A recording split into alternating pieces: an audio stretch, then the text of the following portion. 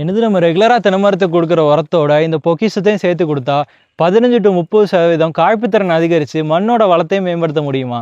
ஆமாங்க, தமிழ்நாடு வேளாண் பல்கலைக்கழகம் அப்புறம் இந்திய வேளாண் ஆராய்ச்சி குழுமம் 2 பேரும் சேர்ந்து நடத்தின ஆராய்ச்சியோட தகவல் தான் இது. எப்பயுமே மரத்தோட தூர்லேருந்து 4 to 5 அடி டிஸ்டன்ஸ் தள்ளி இந்த மாதிரி வட்டமாக குழி எடுத்துக்கணும். ஏன்னா மரத்தோட ஊட்டச்சத்து உறிஞ்சிற வேர் வந்து மரத்தோட தூர்லேருந்து தள்ளி தான் இருக்குது.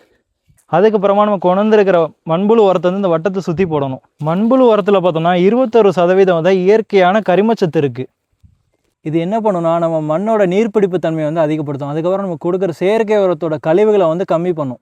அதனால் இது மூலமாக நம்ம கொடுக்குற உரம் வந்து முழுமையாக மரத்தை வந்து சேர்ந்தடையுது.